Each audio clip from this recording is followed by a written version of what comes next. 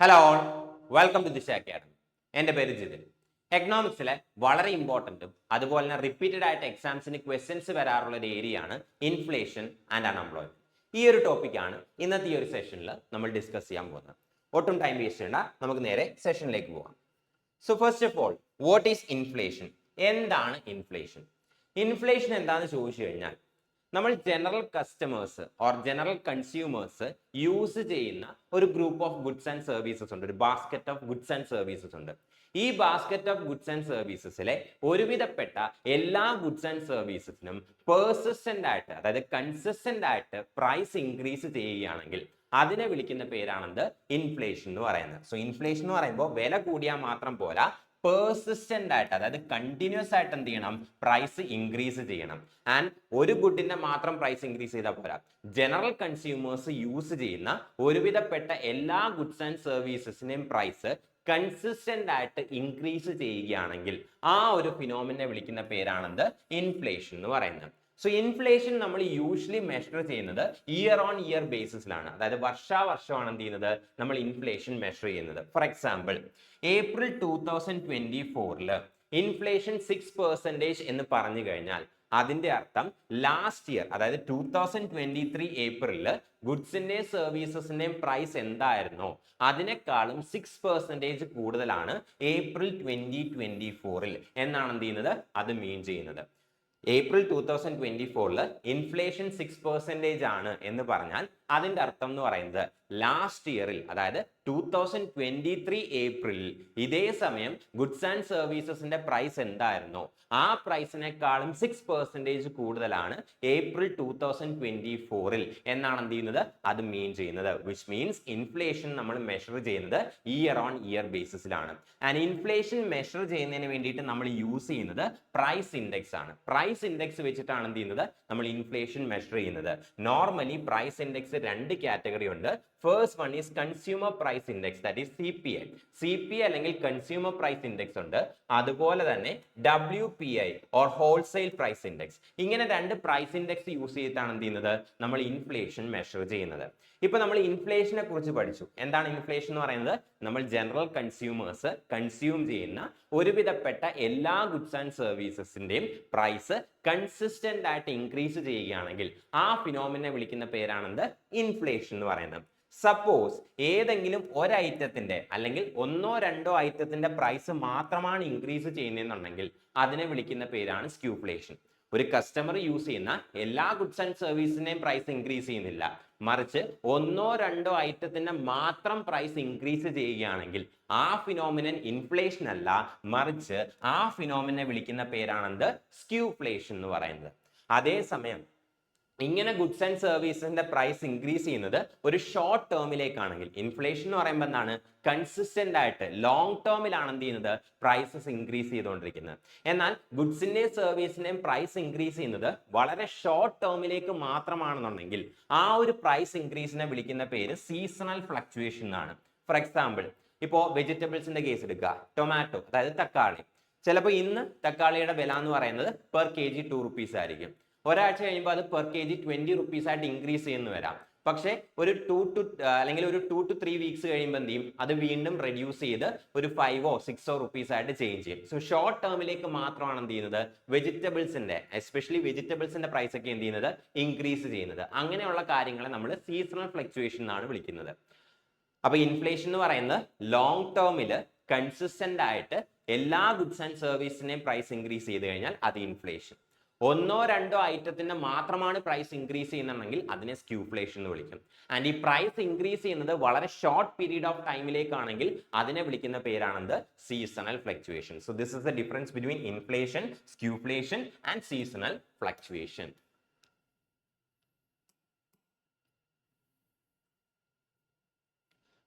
ഇനി എന്തൊക്കെയാണ് causes of inflation? ഇൻഫ്ലേഷന്റെ അണ്ടർലൈൻ കോസസ് എന്തൊക്കെയാണ്? ഇൻഫ്ലേഷൻ എന്ത് മൂലം സംഭവിക്കുന്നു, എന്താണ് ഇൻഫ്ലേഷൻ കോസ് ചെയ്യുന്നത് എന്നതിനെ ബേസ് ചെയ്ത് എന്ത് ചെയ്യാൻ സാധിക്കും? ഇൻഫ്ലേഷനെ രണ്ടായിട്ട് കാറ്റഗറൈസ് ചെയ്യാൻ സാധിക്കും. First one is demand pull inflation. ഇൻഫ്ലേഷന്റെ റീസൺ, അണ്ടർലൈൻ കോസ് എന്താണ് എന്നുള്ളതിനെ ബേസ് ചെയ്ത് ഇൻഫ്ലേഷൻ എന്ത് ചെയ്യാൻ പറ്റും? രണ്ടായിട്ട് കാറ്റഗറൈസ് ചെയ്യാൻ സാധിക്കും. അതിനകത്ത് ഫസ്റ്റ് വൺ ആണെന്ത്? ഡിമാൻഡ് പുൾ ഇൻഫ്ലേഷൻ എന്ന് പറയുന്നത്. അതായത് ഗുഡ്സിന്റെയും സർവീസസിന്റെയും ഡിമാൻഡ് ഇൻക്രീസ് ചെയ്യുന്നത് മൂലം, ഗുഡ്സിന്റെയും സർവീസസിന്റെയും ഡിമാൻഡ് ഇൻക്രീസ് ചെയ്യുന്നത് മൂലമാണ് പ്രൈസ് ഇൻക്രീസ് ഉണ്ടാകുന്നത് എന്നുണ്ടെങ്കിൽ അതിനെ വിളിക്കുന്ന പേരാണെന്ത്? Demand pull inflation. ഒരു ഗുഡിന്റെ അല്ലെങ്കിൽ സർവീസിന്റെ ഡിമാൻഡ് ഇൻക്രീസ് ചെയ്യുന്നത് മൂലമാണ് അതിന്റെ പ്രൈസ് ഇൻക്രീസ് ചെയ്യുന്നുണ്ടെങ്കിൽ അതിനെയാണ് നമ്മൾ ഡിമാൻഡ് പുൾ ഇൻഫ്ലേഷൻ എന്ന് വിളിക്കുന്നത്. ഇനി ഡിമാൻഡ് പുൾ ഇൻഫ്ലേഷന് കാരണമാകുന്നത് എന്താണെന്ന് ചോദിച്ചു കഴിഞ്ഞാൽ extra money supply or extra money supply ആണ് എന്ത് ചെയ്യുന്നത്? എക്കോണമിയിലുള്ള extra money supply or surplus money supply ആണ് എന്ത് ചെയ്യുന്നത്? സർപ്ലസ് മണി ആണ് എന്ത് ചെയ്യുന്നത്? ഈ ഒരു ഡിമാൻഡ് പുൾ ഇൻഫ്ലേഷന് റീസൺ ആകുന്നത്. അതായത് കസ്റ്റമേഴ്സിന്റെ കയ്യിൽ സർപ്ലസ് മണി വന്നു കഴിഞ്ഞാൽ അവരെന്ത് ചെയ്യും? കൂടുതൽ സ്പെൻഡ് ചെയ്യും. നിങ്ങൾ കസ്റ്റമേഴ്സ് ആണ്, നിങ്ങളുടെ കയ്യിൽ എക്സ്ട്രാ ക്യാഷ് കിട്ടിക്കഴിഞ്ഞാൽ നിങ്ങൾ എന്ത് ചെയ്യും? കൂടുതൽ സാധനങ്ങൾ പർച്ചേസ് ചെയ്യും. സോ കൂടുതൽ സാധനങ്ങൾ പർച്ചേസ് ചെയ്യുമ്പോൾ സാധനങ്ങളുടെ ഡിമാൻഡ് എന്ത് ചെയ്യും? ഇൻക്രീസ് ചെയ്യും. എന്നാൽ ഡിമാൻഡിനനുസരിച്ച് സാധനങ്ങൾ പ്രൊഡ്യൂസ് ചെയ്യാനുള്ള കപ്പാസിറ്റി എന്തില്ല? നമ്മുടെ എക്കോണമിക്ക് ഉണ്ടായെന്ന് വരില്ല. സോ ഇവിടെ ഡിമാൻഡ് കൂടുതലാണ്, എന്നാൽ അവൈലബിലിറ്റി എന്താണ്? കുറവാണ്. അതുമൂലം ഗുഡ്സിന്റെയും സർവീസിന്റെയും പ്രൈസ് എന്ത് ചെയ്യും? ഇൻക്രീസ് ചെയ്യും. ഇതിനെ വിളിക്കുന്ന പേരാണ് ഡിമാൻഡ് പുൾ ഇൻഫ്ലേഷൻ. കസ്റ്റമേഴ്സിന്റെ കയ്യിൽ സർപ്ലസ് മണി, അഡീഷണൽ മണി വരുന്നു, അവർ കൂടുതൽ എന്ത് ചെയ്യുന്നു? സ്പെൻഡ് ചെയ്യുന്നു. കൂടുതൽ സ്പെൻഡ് ചെയ്യുന്നു മീൻസ് അവർ കൂടുതൽ സാധനങ്ങൾ എന്ത് ചെയ്യുന്നു? പർച്ചേസ് ചെയ്യുന്നു. അങ്ങനെ വരുമ്പോൾ ഗുഡ്സിന്റെയും സർവീസസിന്റെയും ഡിമാൻഡ് ഇൻക്രീസ് ചെയ്യും. എന്നാൽ ഈ ഡിമാൻഡിനനുസരിച്ച് പ്രൊഡ്യൂസ് ചെയ്യാനുള്ള കേപ്പബിലിറ്റി എന്തില്ല? നമ്മുടെ എക്കോണമിക്ക് ഇല്ല. അപ്പോൾ ഡിമാൻഡ് കൂടുതലാണ്, എന്നാൽ അവൈലബിലിറ്റി ഓർ സപ്ലൈ എന്ന് പറയുന്നത് എന്താണ്? കുറവാണ്. അതുമൂലം ഗുഡ്സ് ആൻഡ് സർവീസിന്റെ പ്രൈസ് എന്ത് ചെയ്യും? ഇൻക്രീസ് ചെയ്യും. ഇങ്ങനെ പ്രൈസ് ഇൻക്രീസ് ചെയ്യുന്നതിനെ വിളിക്കുന്ന പേരാണെന്ത്? Demand pull inflation. So demand pull inflation എന്ന് പറയുമ്പോൾ ഗുഡ്സിന്റെയും സർവീസസിന്റെയും ഡിമാൻഡ് ഉണ്ടാകുന്ന ഇൻക്രീസ് മൂലം പ്രൈസ്, ഗുഡ്സിന്റെയും സർവീസിന്റെയും പ്രൈസ് ഇൻക്രീസ് ചെയ്ത് കഴിഞ്ഞാൽ that is called as demand pull inflation. And demand pull ഇൻഫ്ലേഷന്റെ റീസൺ എന്താണ്? Increase disposable income in the hands of households. അതായത് ഹൗസ് ഹോൾഡ്സിന്റെ, കസ്റ്റമേഴ്സിന്റെ കയ്യിൽ ഡിസ്പോസബിൾ ഇൻകം ഇൻക്രീസ് ചെയ്താൽ, അതായത് അവരുടെ കയ്യിൽ സർപ്ലസ് മണി വന്നു കഴിഞ്ഞാൽ അതുമൂലമാണ് എന്ത് ചെയ്യുന്നത്? ഡിമാൻഡ് പുൾ ഇൻഫ്ലേഷൻ സംഭവിക്കുന്നത്. This is all about demand pull inflation. Next is cost push inflation. എന്താണ് cost push inflation? Cost push inflation എന്താണെന്ന് ചോദിച്ചു കഴിഞ്ഞാൽ കോസ്റ്റ് ഓഫ് പ്രൊഡക്ഷൻ, അതായത് ഗുഡ്സും സർവീസസും പ്രൊഡ്യൂസ് ചെയ്യാനായിട്ട് നമുക്ക് 4 ഫാക്ടേഴ്സ് ഓഫ് പ്രൊഡക്ഷൻ വേണം. എക്കോണമിയുടെ ബേസിക്സ് ആണ്. എക്കോണമിയുടെ ബേസിക്സ് നമ്മൾ ഡിസ്കസ് ചെയ്തിട്ടുണ്ട്. നമുക്ക് ഗുഡ്സും സർവീസും പ്രൊഡ്യൂസ് ചെയ്യണമെന്നുണ്ടെങ്കിൽ 4 ഫാക്ടേഴ്സ് ഓഫ് പ്രൊഡക്ഷൻ ആവശ്യമാണ്. Land, labour, capital, enterprise. 4 factors of production ആയിട്ടുള്ള land, labour, capital and enterprise or entrepreneurship. ഈ 4 ഫാക്ടേഴ്സ് ഓഫ് പ്രൊഡക്ഷൻ വെച്ചിട്ടാണ് എന്ത് ചെയ്യുന്നത്? ഗുഡ്സ് ആൻഡ് സർവീസ് പ്രൊഡ്യൂസ് ചെയ്യുന്നത്. ഇതിൽ ഏതെങ്കിലും ഒരു ഫാക്ടർ ഓഫ് പ്രൊഡക്ഷന്റെ കോസ്റ്റ് ഇൻക്രീസ് ചെയ്ത് കഴിഞ്ഞാൽ അത് ഓവറോൾ കോസ്റ്റ് ഓഫ് പ്രൊഡക്ഷനെ എന്ത് ചെയ്യും? അഫക്റ്റ് ചെയ്യും. അങ്ങനെ overall cost of production increase ചെയ്ത് കഴിഞ്ഞാൽ പ്രൊഡ്യൂസർക്ക് അയാളുടെ പ്രോഫിറ്റ് മെയിൻറ്റെയിൻ ചെയ്യുന്നതിന് വേണ്ടിയിട്ട് എന്ത് ചെയ്യേണ്ടി വരും? പ്രൈസ് ഇൻക്രീസ് ചെയ്യേണ്ടി വരും. ഇതാണ് എന്ത് ചെയ്യുന്നത്? പ്രൈസ് റൈസിന് കാരണമാകുന്നത്. ഫോർ എക്സാമ്പിൾ, സപ്പോസ് നിങ്ങളൊരു ഫാക്ടറി ഓണർ ആണെന്ന് വിചാരിക്കാം. ഈ ഒരു ഫാക്ടറിയിലുള്ള വർക്കേഴ്സ് എല്ലാവരും കൂടെ ചേർന്നിട്ട് അവരുടെ സാലറി ഇൻക്രീസ് ചെയ്യാനായിട്ട് സ്ട്രൈക്ക് ചെയ്യുന്നു. ഈ ഒരു സ്ട്രൈക്ക് അവസാനിപ്പിക്കണമെങ്കിൽ നിങ്ങൾ സാലറി കൂട്ടിക്കൊടുത്തേ പറ്റുള്ളൂ. അങ്ങനെ ഒരു സിറ്റുവേഷൻ വരുമ്പോൾ നിങ്ങളുടെ വർക്കേഴ്സിന്റെ സാലറി ഇൻക്രീസ് ചെയ്യുന്നു. അങ്ങനെ വർക്കേഴ്സിന്റെ സാലറി ഇൻക്രീസ് ചെയ്തപ്പോൾ നിങ്ങൾക്കൊരു ഗുഡ് അല്ലെങ്കിൽ സർവീസ് പ്രൊഡ്യൂസ് ചെയ്യാൻ ആവശ്യമായിട്ടുള്ള, അല്ലെങ്കിൽ ഒരു ഗുഡ് അല്ലെങ്കിൽ സർവീസ് പ്രൊഡ്യൂസ് ചെയ്യാൻ എത്രമാത്രം കോസ്റ്റ് ആകുന്നുണ്ടോ അത് എന്ത് ചെയ്യുന്നുണ്ട്? ഇൻക്രീസ് ചെയ്യുന്നുണ്ട്. സേ ഫോർ എക്സാമ്പിൾ, നിങ്ങളൊരു ചോക്ലേറ്റ് ഫാക്ടറി ഓണർ ആണെന്ന് വിചാരിക്കാം. നിങ്ങൾ ഫാക്ടറിയിൽ ചോക്ലേറ്റ് ആണ് പ്രൊഡ്യൂസ് ചെയ്യുന്നത്. നിങ്ങളിപ്പോൾ സപ്പോസ് സേ ഫോർ എക്സാമ്പിൾ ഒരു 10 റുപ്പീസിന്റെ ചോക്ലേറ്റ് ആണ് പ്രൊഡ്യൂസ് ചെയ്യുന്നത്. നിങ്ങളൊരു ചോക്ലേറ്റ് ഫാക്ടറി ഓണർ ആണ്. ആൻഡ് നിങ്ങളുടെ ഫാക്ടറിയിൽ നിങ്ങൾ ചോക്ലേറ്റ്സ് ആണ്, 10 റുപ്പി വാല്യൂ ഉള്ള ചോക്ലേറ്റ്സ് ആണ് പ്രൊഡ്യൂസ് ചെയ്യുന്നത്. ഈ ഒരു 10 റുപ്പി, അതായത് 10 റുപ്പി വാല്യൂ ഉള്ള ഒരു ചോക്ലേറ്റ് പ്രൊഡ്യൂസ് ചെയ്യണമെങ്കിൽ നിങ്ങൾക്ക് ആകുന്ന കോസ്റ്റ് ഓഫ് പ്രൊഡക്ഷൻ, അതായത് cocoa powder, milk, sugar, electricity, labour charge, ഇതെല്ലാം കൂടെ ചേർത്ത് നിങ്ങൾക്കാകുന്ന കോസ്റ്റ് ഓഫ് പ്രൊഡക്ഷൻ എന്ന് പറയുന്നത് 5 റുപ്പീസ് ആണെന്ന് വിചാരിക്കാം.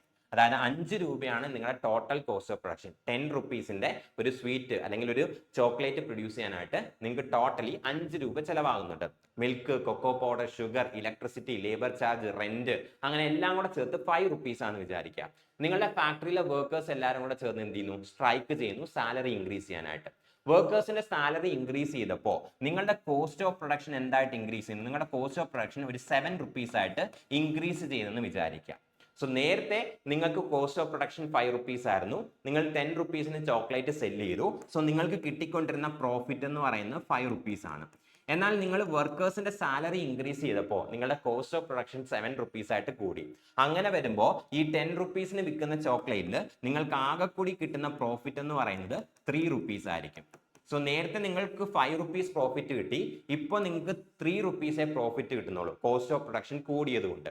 അപ്പം നിങ്ങൾ പഴയ പ്രോഫിറ്റ് മെയിൻറ്റെയിൻ ചെയ്യണമെന്നുണ്ടെങ്കിൽ ചോക്ലേറ്റ് വിൽക്കുന്ന റേറ്റ് എന്ത് ചെയ്യണം? 12 റുപ്പീസ് ആയിട്ട് ഇൻക്രീസ് ചെയ്യണം. പഴയ എക്സാക്ട് സെയിം പ്രോഫിറ്റ് 5 രൂപ തന്നെ നിങ്ങൾക്ക് പ്രോഫിറ്റ് കിട്ടണമെന്നുണ്ടെങ്കിൽ കോസ്റ്റ് ഓഫ് പ്രൊഡക്ഷൻ കൂടിയത് കൊണ്ട് നിങ്ങൾ ഈ ചോക്ലേറ്റിന്റെ പ്രൈസ് എന്ത് ചെയ്യണം? 12 റുപ്പീസ് ആയിട്ട് ഇൻക്രീസ് ചെയ്യണം. അതായത് കോസ്റ്റ് ഓഫ് പ്രൊഡക്ഷൻ കൂടിയത് മൂലം ഗുഡ്സിന്റെ അല്ലെങ്കിൽ ഗുഡ്സ് ആൻഡ് സർവീസസിന്റെ, അതായത് ഇവിടെ ചോക്ലേറ്റിന്റെ പ്രൈസ് എന്ത് ചെയ്യുന്നു? ഇൻക്രീസ് ചെയ്യുന്നു. ഇതിനെ വിളിക്കുന്ന പേരാണെന്ത്? Cost push inflation. Factors of production അല്ലെങ്കിൽ കോസ്റ്റ് ഓഫ് പ്രൊഡക്ഷൻ ഇൻക്രീസ് ചെയ്യുന്നത് മൂലമാണ് ഗുഡ്സിന്റെയും സർവീസിന്റെയും പ്രൈസ് ഇൻക്രീസ് ചെയ്യുന്നതെന്നുണ്ടെങ്കിൽ ആ ഒരു ഇൻഫ്ലേഷനെ വിളിക്കുന്ന പേരാണെന്ത്? Cost push inflation. And cost push inflation underline reason എന്താണെന്ന് ചോദിച്ചു കഴിഞ്ഞാൽ ഇൻപുട്സ് ഓഫ് പ്രൊഡക്ഷൻ അല്ലെങ്കിൽ കോസ്റ്റ് ഓഫ് പ്രൊഡക്ഷൻ ഇൻക്രീസ് ചെയ്യുന്നത് മൂലമാണ് എന്ത് ചെയ്യുന്നത്? ഇവിടെ ഗുഡ്സിന്റെ അല്ലെങ്കിൽ സർവീസിന്റെ പ്രൈസ് ഇൻക്രീസ് ചെയ്യുന്നത്. This is all about cost push inflation. ഇതാണ് കോസ്റ്റിനെ ബേസ് ചെയ്തിട്ടുള്ള 2 ടൈപ്സ് ഓഫ് ഇൻഫ്ലേഷൻ എന്ന് പറയുന്നത്. റീസെന്റ് ആയിട്ട് RRBയുടെ graduate and undergraduate level എക്സാംസിന്റെ നോട്ടിഫിക്കേഷൻ വന്നിട്ടുണ്ട്. സോ നെക്സ്റ്റ് ഇയറിലേക്കുള്ള NTPC എക്സാമിന് വേണ്ടിയിട്ട് നിങ്ങൾ സ്ട്രിക്റ്റ് ആയിട്ട് അല്ലെങ്കിൽ റെഗുലർ ആയിട്ട് പ്രാക്ടീസ് ചെയ്യാൻ ഓർ ഫൗണ്ടേഷൻ ലെവലിൽ നിന്നുള്ള ക്ലാസ്സസ് നിങ്ങൾക്ക് ലഭിക്കാൻ താല്പര്യമുണ്ടെന്നുണ്ടെങ്കിൽ ദിശ അക്കാഡമിയുടെ RRB NTPC 2025 live online course ഇപ്പോൾ ലോഞ്ച് ചെയ്തിട്ടുണ്ട്. നവംബർ 1 ആണ് നമ്മുടെ കോഴ്സ് സ്റ്റാർട്ട് ചെയ്തെങ്കിൽ പോലും ആദ്യത്തെ 2-3 വീക്സ് ഓറിയന്റേഷൻ സെഷൻസ് ആയിരുന്നു. ക്ലാസ്സസ് സ്റ്റാർട്ട് ചെയ്തിട്ട് 1 വീക്ക് ആകുന്നതേ ഉള്ളൂ. സോ നിങ്ങൾ ഒട്ടും ലേറ്റ് അല്ല. നെക്സ്റ്റ് ഇയറിൽ NTPC എക്സാം ആണ് നിങ്ങളുടെ ടാർഗറ്റ്. നിങ്ങൾക്ക് ക്ലാസ്സസിന്റെ ആവശ്യം ഉണ്ടെന്നുണ്ടെങ്കിൽ നിങ്ങൾക്ക് ഈ ഒരു കോഴ്സിനകത്ത് ജോയിൻ ചെയ്യാൻ സാധിക്കുന്നതാണ്. സോ ഈ ഒരു കോഴ്സിന്റെ ഫീസ് എന്ന് പറയുന്നത് 5500 റുപ്പീസ് ആണ്. ആൻഡ് ഈ ഒരു കോഴ്സിനെ സംബന്ധിച്ച് മറ്റെന്തെങ്കിലും ഡീറ്റെയിൽസ് നിങ്ങൾക്ക് ആവശ്യമുണ്ടെങ്കിൽ സ്ക്രീനിൽ കാണുന്ന നമ്പറിൽ കോൺടാക്ട് ചെയ്താൽ മതി. 8075753676 ഓർ 701261156062. ഇൻട്രസ്റ്റ് ആണെങ്കിൽ നിങ്ങൾക്ക് ഈ കോഴ്സിനകത്ത് ജോയിൻ ചെയ്യാം. Next is types of inflation. So നമ്മൾ നേരത്തെ ഈ ഒരു ക്ലാസ് സ്റ്റാർട്ട് ചെയ്തപ്പോൾ പറഞ്ഞു ഇൻഫ്ലേഷൻ എന്ന് പറയുന്നത് ഇയർ ഓൺ ഇയർ ബേസിസിലാണ് എന്ത് ചെയ്യുന്നത്? നമ്മൾ മെഷർ ചെയ്യുന്നത്. ആൻഡ് ഇൻഫ്ലേഷൻ നമ്മൾ ഒരു ഇൻഫ്ലേഷൻ റേറ്റിലാണ് എന്ത് ചെയ്യുക അല്ലെങ്കിൽ പെർസെൻറ്റേജിലാണ് എന്ത് ചെയ്യുന്നത്? നമ്മൾ ഇൻഫ്ലേഷൻ എപ്പോഴും എക്സ്പ്രസ് ചെയ്യുന്നത് അല്ലെങ്കിൽ മെഷർ ചെയ്യുന്നത്. So based on the rate of inflation, so rate of ഇൻഫ്ലേഷനെ ബേസ് ചെയ്തുകൊണ്ട് നമുക്ക് ഇൻഫ്ലേഷൻ എന്ത് ചെയ്യാൻ സാധിക്കും?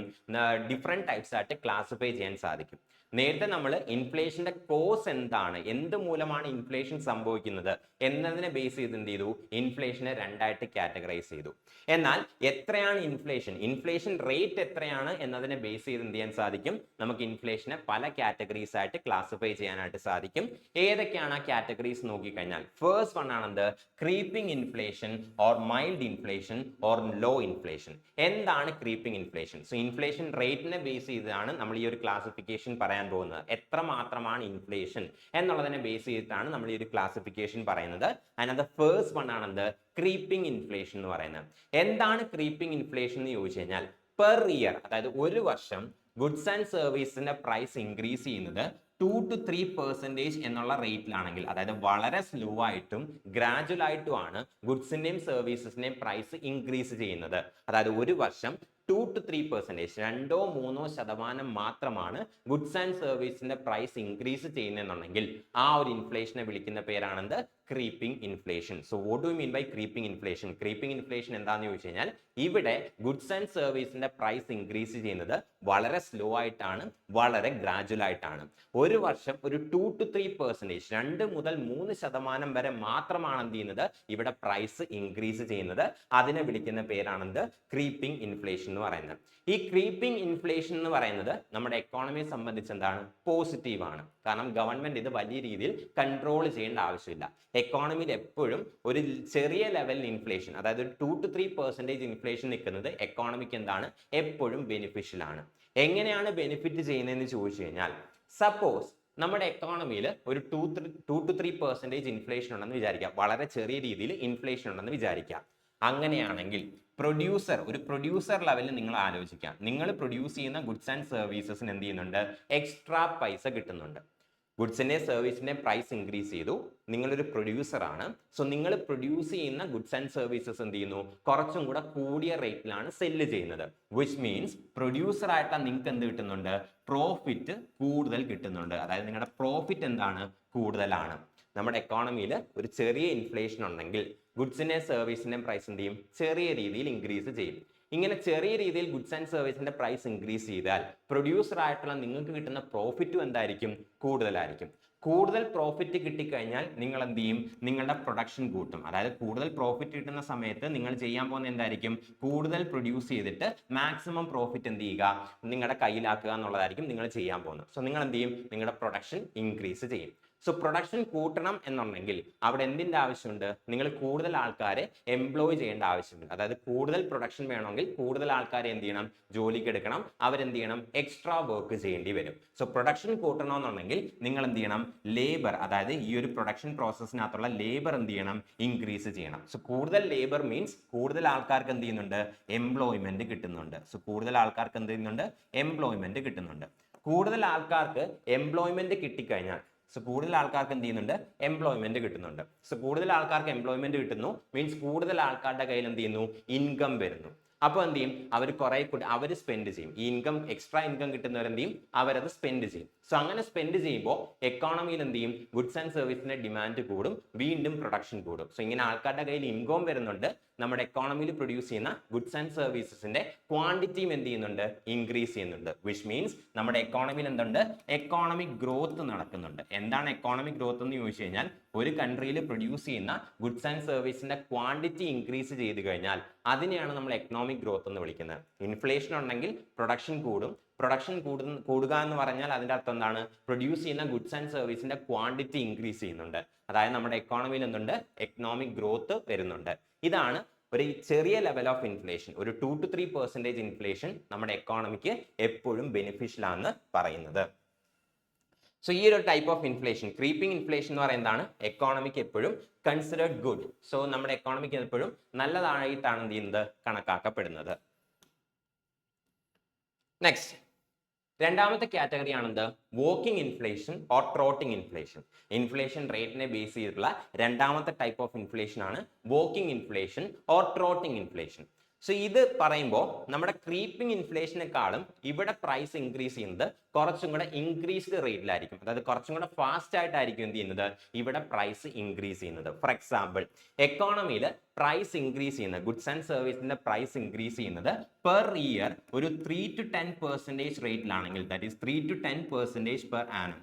ഒരു വർഷം ഒരു 3% to 10% ആണ് ഗുഡ്സിന്റെ സർവീസിന്റെ പ്രൈസ് ഇൻക്രീസ് ചെയ്യുന്നതെന്നുണ്ടെങ്കിൽ ആ ഒരു ഇൻഫ്ലേഷനെ വിളിക്കുന്ന പേരാണെന്ത്, working inflation or trotting inflation. 3 to 10% ആണ് ഒരു എക്കോണമിയിൽ ഒരു വർഷം ഗുഡ്സിന്റെ അല്ലെങ്കിൽ സർവീസിന്റെ പ്രൈസ് ഇൻക്രീസ് ചെയ്യുന്നതെന്നുണ്ടെങ്കിൽ അതിനെ വിളിക്കുന്ന പേരാണെന്ത്, working inflation or trotting inflation. ഈ ഒരു ഇൻഫ്ലേഷൻ എടുത്തു കഴിഞ്ഞാൽ ഇത് എക്കോണമിക്ക് അത്ര നെഗറ്റീവ് അല്ല, ബട്ട് സ്റ്റിൽ ഇത് ഗവൺമെന്റ് എന്താണ്, ഒരു വേക്കപ്പ് കോൾ ആണ്. കാരണം എപ്പോഴും എക്കോണമിയിൽ ഒരു ക്രീപ്പിംഗ് ഇൻഫ്ലേഷൻ ആണ് ബെനിഫിഷ്യൽ ആയിട്ട് കണക്കാക്കപ്പെടുന്നത്. ഇത് വോക്കിംഗ് ഇൻഫ്ലേഷൻ, ആ ഒരു ഇൻഫ്ലേഷൻ കുറച്ചും കൂടി ഹയർ ലെവലിലേക്ക്, അതായത് വോക്കിംഗ് ഇൻഫ്ലേഷനിലേക്ക് എത്തിക്കഴിഞ്ഞാൽ, അതായത് ഇൻഫ്ലേഷൻ എന്ന് പറയുന്നത് ഒരു 3 to 10% പെർ ആനം എന്നുള്ള റേറ്റിലേക്ക് എത്തിക്കഴിഞ്ഞാൽ അത് ഗവൺമെന്റിന് ഒരു വാർണിംഗ് സിഗ്നൽ ആണ്. ഗവൺമെന്റ് എന്ത് ചെയ്യണം, ഇപ്പോൾ ഉടൻ തന്നെ ആക്ട് ചെയ്യണം. ഈ ഒരു ഇൻഫ്ലേഷൻ കൺട്രോൾ ചെയ്യുന്നതിന് വേണ്ടിയിട്ട് എന്ത് ചെയ്യണം, ആക്ട് ചെയ്യണം. ഇല്ല എന്നുണ്ടെങ്കിൽ ഇത് ഹൈപ്പർ ഇൻഫ്ലേഷനിലേക്ക് അല്ലെങ്കിൽ ഗാലപ്പിംഗ് ഇൻഫ്ലേഷനിലേക്ക് പോകാം. അതുവഴി എക്കോണമിക്ക് നെഗറ്റീവ് ഇമ്പാക്ട് ഉണ്ടാക്കാം. സോ ഇതാണ് വോക്കിംഗ് ഇൻഫ്ലേഷന്റെ ഇമ്പോർട്ടൻസ് എന്ന് പറയുന്നത്. വോക്കിംഗ് ഇൻഫ്ലേഷൻ എപ്പോഴും ഗവൺമെന്റിന് ഒരു അലാം ബെല്ലാണ്, അതല്ലെങ്കിൽ ഒരു അലേർട്ട് കൊടുക്കുന്ന ഒരു ഇൻഫ്ലേഷൻ ആണ് എന്ത്, വോക്കിംഗ് ഇൻഫ്ലേഷൻ എന്ന് പറയുന്നത്. ഇപ്പോൾ ഇത് വലിയ പ്രശ്നമൊന്നും ഉണ്ടാക്കുന്നില്ലെങ്കിൽ പോലും ഉടൻ തന്നെ ഗവൺമെന്റ് കറക്റ്റ് മെഷേഴ്സ് എടുത്ത് ഇതിനെ കൺട്രോൾ ചെയ്തില്ല എന്നുണ്ടെങ്കിൽ ഇത് നേരെ എങ്ങോട്ടേക്ക് പോകാൻ ചാൻസ് ഉണ്ട്, ഹൈപ്പർ ഇൻഫ്ലേഷനിലേക്ക് പോകാനും എക്കോണമി കൊളാപ്സ് ആകാനും ചാൻസ് ഉണ്ടെന്നുള്ള ഒരു ടൈപ്പ് ഓഫ് ഇൻഫ്ലേഷൻ ആണെന്ത്, ഈ ഒരു walking inflation or trotting inflation എന്ന് പറയുന്നത്. Next third type of inflation ആണെന്ത്, റണ്ണിങ് ഇൻഫ്ലേഷൻ എന്ന് പറയുന്നത്. എന്താണ് റണ്ണിങ് ഇൻഫ്ലേഷൻ എന്ന് ചോദിച്ചു കഴിഞ്ഞാൽ, ഒരു എക്കോണമിയിൽ ഗുഡ്സിന്റെയും സർവീസിന്റെയും പ്രൈസ് ഇൻക്രീസ് ചെയ്യുന്നത് പെർ ആനം, അതായത് ഒരു വർഷം ഒരു 10-20% എന്നുള്ള റേറ്റിലാണെങ്കിൽ ആ ടൈപ്പ് ഓഫ് ഇൻഫ്ലേഷനെ വിളിക്കുന്ന പേരാണെന്ത്? Running inflation. എക്കോണമിയിൽ ഗുഡ്സ് ആൻഡ് സർവീസിന്റെ പ്രൈസ് ഇൻക്രീസ് ചെയ്യുന്നത് ഒരു 10-20% പെർ ആനം, ഒരു വർഷത്തിൽ ഒരു 10-20% ആണ് ഗുഡ്സ് ആൻഡ് സർവീസിന്റെ പ്രൈസ് ഇൻക്രീസ് ചെയ്യുന്നതെന്നുണ്ടെങ്കിൽ ആ ഒരു ടൈപ്പ് ഓഫ് ഇൻഫ്ലേഷനെ വിളിക്കുന്ന പേരാണെന്ത്? റണ്ണിങ് ഇൻഫ്ലേഷൻ എന്ന് പറയുന്നത്. നെക്സ്റ്റ്, അടുത്ത ടൈപ്പ് ഓഫ് ഇൻഫ്ലേഷൻ ആണെന്ത്? Galloping inflation. ഗാലപ്പിംഗ് ഇൻഫ്ലേഷൻ എന്താണെന്ന് ചോദിച്ചു കഴിഞ്ഞാൽ ഇവിടെ പ്രൈസ്, ഗുഡ്സിന്റെയും സർവീസിന്റെയും പ്രൈസ് ഇൻക്രീസ് ചെയ്യുന്നത് ഡബിൾ അല്ലെങ്കിൽ ട്രിപ്പിൾ ഡിജിറ്റിലായിരിക്കും. അതായത് 30-100% പെർ ആനം. ഒരു വർഷം ഗുഡ്സ് ആൻഡ് സർവീസിന്റെ പ്രൈസ് ഇൻക്രീസ് ചെയ്യുന്നത് ഒരു 30-100% പെർ ആനം എന്നുള്ള റേറ്റിലാണെങ്കിൽ അതിനെ വിളിക്കുന്ന പേരാണെന്ത്? ഗാലപ്പിംഗ് ഇൻഫ്ലേഷൻ. ഒരു എക്കോണമിയിൽ ഗുഡ്സിന്റെയും സർവീസിന്റെയും പ്രൈസ് ഇൻക്രീസ് ചെയ്യുന്നത് ഒരു 30-100% പെർ ആനം എന്നുള്ള റേറ്റിലാണെങ്കിൽ that type of inflation is called as galloping inflation. So galloping inflation സംഭവിച്ചു കഴിഞ്ഞാൽ മണിയുടെ വാല്യൂ എന്ത് ചെയ്യും? വളരെ പെട്ടെന്ന് തന്നെ ലോസ് ചെയ്യും. മണിയുടെ പർച്ചേസിംഗ് പവർ എന്ത് ചെയ്യും? വളരെ പെട്ടെന്ന് തന്നെ നഷ്ടപ്പെടും. ആൻഡ് ഈ ഒരു ഇൻഫ്ലേഷനും എക്കോണമിക്ക് അത്ര നല്ലതല്ല. അടുത്ത ടൈപ്പ് ഓഫ് ഇൻഫ്ലേഷൻ ആണെന്ത്? ഹൈപ്പർ ഇൻഫ്ലേഷൻ എന്ന് പറയുന്നത്. സോ ഹൈപ്പർ ഇൻഫ്ലേഷൻ എന്ന് പറയുന്നത് ഇൻഫ്ലേഷന്റെ തന്നെ ഒരു എക്സ്ട്രീം ഫോം ആണ്. ഇൻഫ്ലേഷന്റെ തന്നെ വളരെ എക്സ്ട്രീം ഫോം ഓഫ് ഇൻഫ്ലേഷൻ ആണെന്ത്? ഈ ഒരു ഹൈപ്പർ ഇൻഫ്ലേഷൻ എന്ന് പറയുന്നത്. ഇവിടെ പ്രൈസ് ഇൻക്രീസ് ചെയ്യുന്നത് ഒരു വളരെ ഹൈ റേറ്റിലായിരിക്കും. For example 50% per month. നമ്മൾ നേരത്തെ ഉള്ള ഇൻഫ്ലേഷൻ റേറ്റ് എല്ലാം പെർ ആനം, ഒരു വർഷം 2-3%, ഒരു വർഷം 3-10%, ഒരു വർഷം 10-20% എന്നുള്ള രീതിയിലാണ് ഡിഫൈൻ ചെയ്തത്. എന്നാൽ ഹൈപ്പർ ഇൻഫ്ലേഷന്റെ കേസ് എത്തിക്കഴിഞ്ഞാൽ ഇവിടെ ഒരു മാസം എന്ത് ചെയ്യുന്നുണ്ട്? പ്രൈസ് ഒരു 50% പെർ മന്ത് എന്നുള്ള രീതിയിൽ ഇൻക്രീസ് ചെയ്യുന്നുണ്ട്. അതായത് പെർ മന്ത് ഗുഡ്സ് ആൻഡ് സർവീസിന്റെ പ്രൈസ് എന്ത് ചെയ്യുന്നുണ്ട്? 50% ഇൻക്രീസ് ചെയ്യുന്നുണ്ട്. Or in other words, per ആനത്തിൽ പറയുകയാണെങ്കിൽ പെർ ആനം പ്രൈസ് ഇൻക്രീസ് ചെയ്യുന്നത് ഗ്രേറ്റർ ദാൻ 100% പെർ ആനം എന്നുള്ള റേറ്റിലാണെങ്കിൽ, ഒരു വർഷം ഗുഡ്സ് ആൻഡ് സർവീസസിന്റെ പ്രൈസ് ഇൻക്രീസ് ചെയ്യുന്നത് ട്രിപ്പിൾ ഡിജിറ്റ്സിന് മുകളിലാണെങ്കിൽ, അതായത് 100% പെർ ആനം എന്നുള്ള റേറ്റിന് മുകളിലാണെങ്കിൽ ആ ടൈപ്പ് ഓഫ് ഇൻഫ്ലേഷനെ വിളിക്കുന്ന പേരാണെന്ത്? ഹൈപ്പർ ഇൻഫ്ലേഷൻ എന്ന് പറയുന്നത്. എക്കോണമിയിൽ മണി സപ്ലൈ വളരെയധികം ഇൻക്രീസ് ചെയ്യുമ്പോഴാണ് എന്ത് ചെയ്യുന്നത്? ഹൈപ്പർ ഇൻഫ്ലേഷൻ സംഭവിക്കുന്നത്. അതായത് ആൾക്കാരുടെ കയ്യിൽ സർപ്ലസ് മണി വരുന്നു. എക്കോണമിക്ക് എത്രയാണോ ക്യാഷ് ആവശ്യമുള്ളത്, മണി സപ്ലൈ ആവശ്യമുള്ളത്, അതിനേക്കാളും ഒരുപാട് ഇരട്ടി മണി സപ്ലൈ നമ്മുടെ എക്കോണമിയിലേക്ക് വരുമ്പോഴാണ് എന്ത് ചെയ്യുന്നത്? ഈ ഒരു ഹൈപ്പർ ഇൻഫ്ലേഷൻ സംഭവിക്കുന്നത്. ഹൈപ്പർ ഇൻഫ്ലേഷന്റെ ആ ഒരു ഭീകരത മനസ്സിലാക്കണമെങ്കിൽ ഇത്ര മാത്രം ഓർത്താൽ മതി. അതായത് ഒരു പാക്കറ്റ് ബ്രെഡ് മേടിക്കണമെന്നുണ്ടെങ്കിൽ നമ്മൾ ചാക്ക് കണക്കിന് എന്ത് ചെയ്യേണ്ടി വരും? പൈസ ക്യാരി ചെയ്യേണ്ടി വരും. ആ ഒരു ടൈപ്പ് ഓഫ് ഇൻഫ്ലേഷൻ ആണെന്ത്? ഹൈപ്പർ ഇൻഫ്ലേഷൻ എന്ന് പറയുന്നത്. ആൻഡ് ഹൈപ്പർ ഇൻഫ്ലേഷന്റെ ഏറ്റവും റീസെന്റ് എക്സാമ്പിൾ ആണെന്ത്? 2019 വെനസ്വേല എന്ന് പറയുന്നത്. സോ 2019 വെനസ്വേലയിൽ എന്ത് സംഭവിച്ചിട്ടുണ്ട്? ഹൈപ്പർ ഇൻഫ്ലേഷൻ സംഭവിച്ചിട്ടുണ്ട്. ആൻഡ് ആ ഹൈപ്പർ ഇൻഫ്ലേഷന്റെ എക്സ്ട്രീമിറ്റി എത്രത്തോളം ഉണ്ടെന്ന് അറിയണമെങ്കിൽ അവിടെ 1 kg ഒനിയൻ, അതായത് 1 കിലോ സവാള പർച്ചേസ് ചെയ്യണമെന്നുണ്ടെങ്കിൽ, 1 കിലോ ഒനിയൻ പർച്ചേസ് ചെയ്യണമെന്നുണ്ടെങ്കിൽ ഏതാണ്ട് 1 lakh rupees വരെ എന്ത് ചെയ്യേണ്ടി വരുമായിരുന്നു? ഒരാൾ സ്പെൻഡ് ചെയ്യേണ്ട ആവശ്യം വരുമായിരുന്നു. അത്രയായിരുന്നു എന്ത്? അവിടുത്തെ ഹൈപ്പർ ഇൻഫ്ലേഷൻ എന്ന് പറയുന്നത്. സോ ഹൈപ്പർ ഇൻഫ്ലേഷൻ എന്ന് പറയുന്നത് അത്രയും എക്സ്ട്രീം ഫോം ഓഫ് ഇൻഫ്ലേഷൻ ആണ്. ഒരു പാക്കറ്റ് ബ്രെഡിന് അല്ലെങ്കിൽ 1 കിലോ ഒനിയൻ എന്ത് ചെയ്യേണ്ടി വരും? നമ്മൾ ബാഗ് നിറച്ച് പൈസ ക്യാരി ചെയ്യേണ്ട ആവശ്യം വരും. അത്രയ്ക്ക് എന്ത് ചെയ്യും? കറൻസിയുടെ വാല്യൂ അവിടെ, ഡൊമസ്റ്റിക് കറൻസിയുടെ വാല്യൂ എന്ത് ചെയ്യും? അവിടെ ഡിപ്രീഷിയേറ്റ് ചെയ്യും. So this type of inflation is called as hyper inflation. Next is effects of inflation. Inflation എന്തൊക്കെ ഇഫക്ട്സ് ആണ് ക്രിയേറ്റ് ചെയ്യുന്നത്? ആദ്യം നമുക്ക് പ്രൊഡ്യൂസേഴ്സിന്റെ കേസ് എടുക്കാം. സോ പ്രൊഡ്യൂസേഴ്സും കൺസ്യൂമേഴ്സും എടുത്തു കഴിഞ്ഞാൽ ഇൻഫ്ലേഷൻ ഇവരുടെ മുകളിൽ എന്ത് ഇഫക്റ്റ് ആണ് ക്രിയേറ്റ് ചെയ്യുന്നത്? ആദ്യം പ്രൊഡ്യൂസേഴ്സ്. സോ പ്രൊഡ്യൂസേഴ്സ് എന്ന് പറയുമ്പോൾ producers, traders, farmers, service providers, ഇവരെല്ലാം എന്തെങ്കിലും ഒരു ഗുഡ് അല്ലെങ്കിൽ സർവീസ് പ്രൊഡ്യൂസ് ചെയ്യുന്നവരാണ്. Producers, traders, farmers, service providers, ഇവരെല്ലാം ഒന്നെങ്കിൽ goods and service goods produce ചെയ്യുന്നവരാണ്, അല്ലെങ്കിൽ സർവീസസ് ഓഫർ ചെയ്യുന്നവരാണ്. ഇവരെ സംബന്ധിച്ച് ഒരു ചെറിയ ഇൻഫ്ലേഷൻ എന്ന് പറയുന്നത് എന്താണ്? ബെനിഫിഷ്യൽ ആണ്. കാരണം ഇവർ സെല്ല് ചെയ്യുന്ന ഗുഡ്സ് ആൻഡ് സർവീസസ് എന്ത് കിട്ടുന്നുണ്ട്? എക്സ്ട്രാ അല്ലെങ്കിൽ കുറച്ചും കൂടി എക്സ്ട്രാ ക്യാഷ് കിട്ടുന്നുണ്ട്. അതായത് ഇൻഫ്ലേഷൻ സംഭവിച്ചു കഴിഞ്ഞാൽ, ഒരു എക്കോണമിയിൽ ഇൻഫ്ലേഷൻ ഉണ്ടെങ്കിൽ അതിന്റെ അർത്ഥം എന്താണ്? അവിടെയുള്ള ഗുഡ്സ് ആൻഡ് സർവീസസിന്റെ പ്രൈസ് എന്ത് ചെയ്യും? ഇൻക്രീസ് ചെയ്യും. So price of goods and services എന്ത് ചെയ്യും? ഇൻക്രീസ് ചെയ്യും.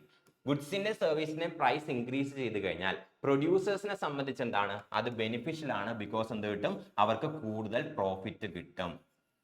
എക്കോണമിയിൽ ഇൻഫ്ലേഷൻ ഉണ്ടെങ്കിൽ പ്രൊഡ്യൂസേഴ്സ് പ്രൊഡ്യൂസ് ചെയ്യുകയും സെല്ല് ചെയ്യുകയും ചെയ്യുന്ന ഗുഡ്സ് ആൻഡ് സർവീസസിന് എന്ത് കിട്ടുന്നുണ്ട്? കൂടുതൽ പ്രൈസ് കിട്ടുന്നുണ്ട്. അതായത് ഇൻഫ്ലേഷൻ ഉണ്ടെങ്കിൽ എക്കോണമിയിലുള്ള ഗുഡ്സ് ആൻഡ് സർവീസിന്റെ പ്രൈസ് ഇൻക്രീസ് ചെയ്യും. വിച്ച് മീൻസ് പ്രൊഡ്യൂസേഴ്സിന് അവർ പ്രൊഡ്യൂസ് ചെയ്യുകയും സെല്ല് ചെയ്യുകയും ചെയ്യുന്ന ഗുഡ്സിനും സർവീസിനും എന്ത് കിട്ടുന്നുണ്ട്? എക്സ്ട്രാ ക്യാഷ് അല്ലെങ്കിൽ എക്സ്ട്രാ പ്രൈസ് കിട്ടുന്നുണ്ട്. വിച്ച് മീൻസ് അവരുടെ പ്രോഫിറ്റ് എന്ത് ചെയ്യുന്നുണ്ട്? ഇൻക്രീസ് ചെയ്യുന്നുണ്ട്. സോ പ്രൊഡ്യൂസേഴ്സിനെ സംബന്ധിച്ച് ഇൻഫ്ലേഷൻ എന്ന് പറയുന്നത് ഒരു പോസിറ്റീവ് ഇമ്പാക്റ്റ് ആണ് എന്ത് ചെയ്യുന്നത്? ക്രിയേറ്റ് ചെയ്യുന്നത്. എന്നാൽ കൺസ്യൂമേഴ്സിനെ സംബന്ധിച്ച് ഈ ഒരു ഇൻഫ്ലേഷൻ എന്ന് പറയുന്നത് നെഗറ്റീവ് ഇഫക്റ്റ് ആണ് ക്രിയേറ്റ് ചെയ്യുന്നത്.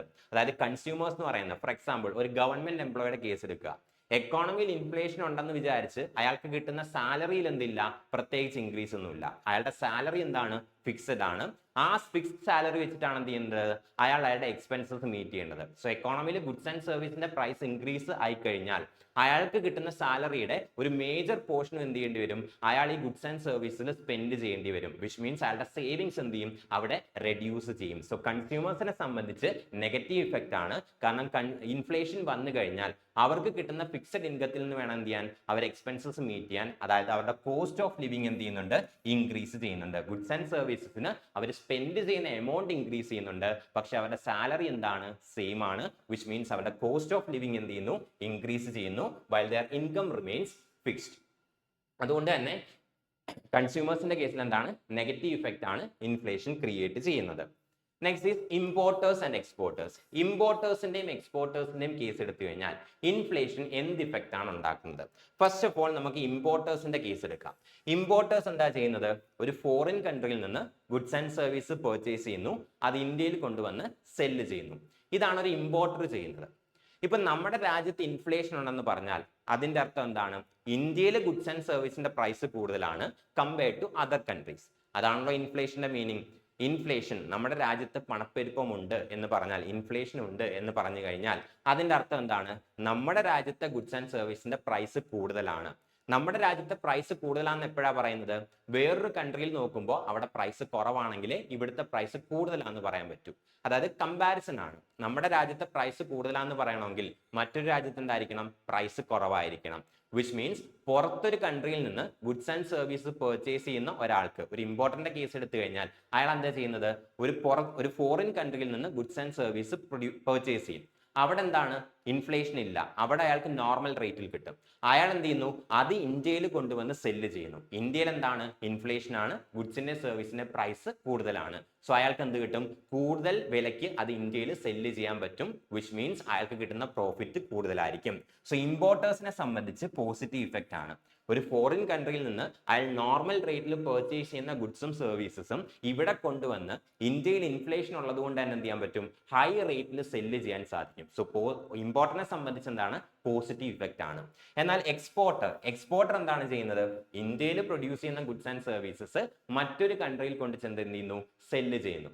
ഇന്ത്യയിൽ നിന്ന് അയാൾക്ക് ഗുഡ്സ് ആൻഡ് സർവീസ് പർച്ചേസ് ചെയ്യണമെങ്കിൽ ഇന്ത്യയിൽ ഇൻഫ്ലേഷൻ ഉള്ളത് കൊണ്ട് തന്നെ എന്ത് ചെയ്യണം? കൂടുതൽ മണി ഇൻവെസ്റ്റ് ചെയ്യേണ്ടി വരും.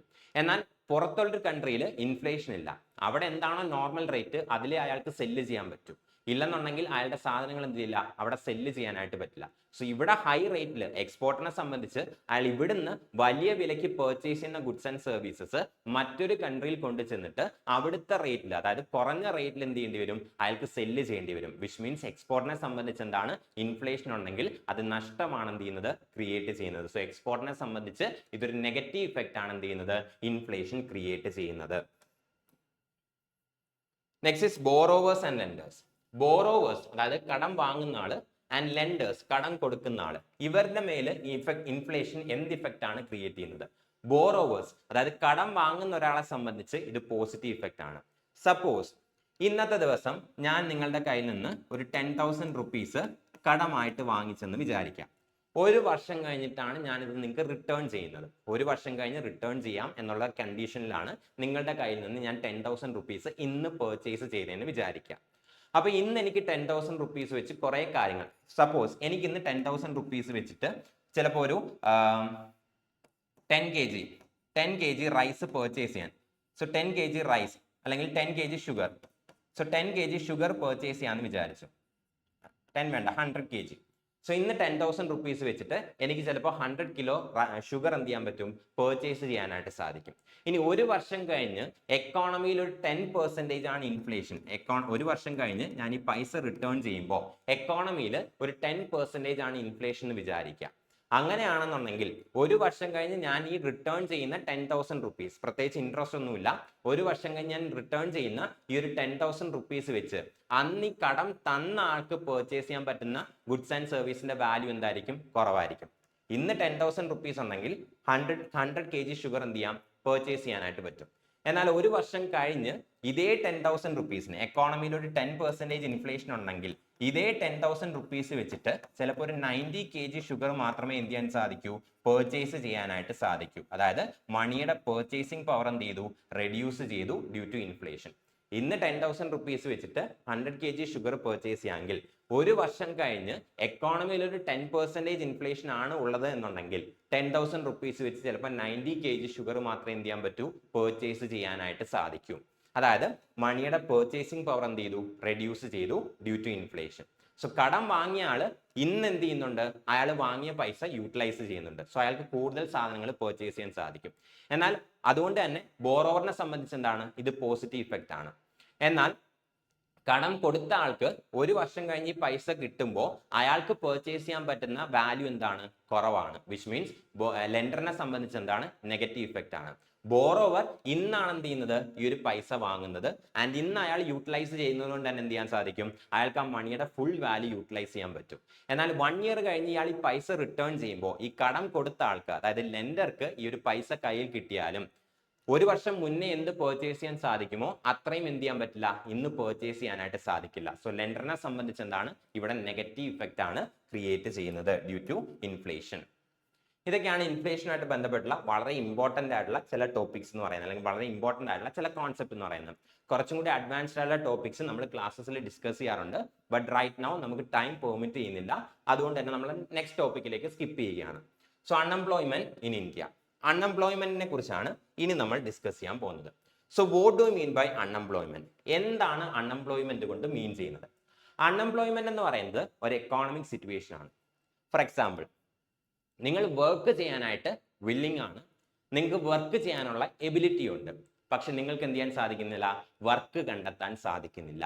ആ ഒരു എക്കോണമിക് കണ്ടീഷനെ വിളിക്കുന്ന പേരാണെന്ത്, അൺഎംപ്ലോയ്മെന്റ് എന്ന് പറയുന്നത്. സോ അൺഎംപ്ലോയ്മെന്റ് എന്താണെന്ന് ചോദിച്ചു കഴിഞ്ഞാൽ നിങ്ങൾ, അതായത് ജനങ്ങൾക്ക് വർക്ക് ചെയ്യാനായിട്ടുള്ള എബിലിറ്റി ഉണ്ട്, ആൻഡ് അവർ വർക്ക് ചെയ്യാനായിട്ട് വില്ലിംഗും ആണ്, പക്ഷെ എന്തില്ല, അവർക്ക് ഓപ്പർച്യൂണിറ്റി കിട്ടുന്നില്ല, അതായത് വർക്ക് കണ്ടെത്താൻ സാധിക്കുന്നില്ല.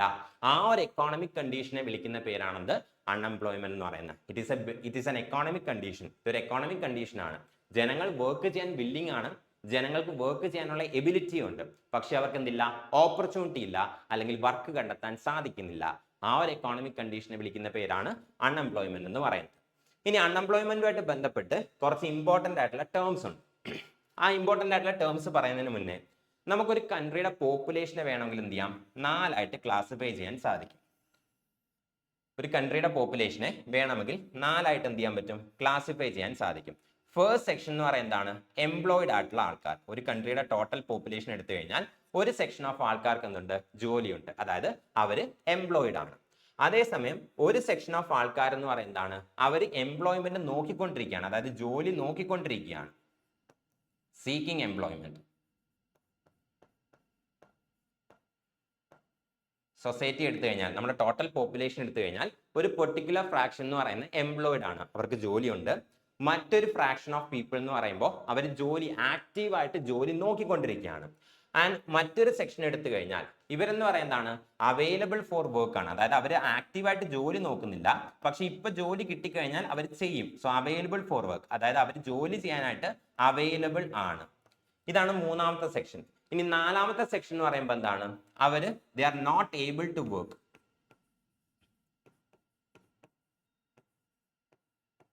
They are not able to work or unavailable.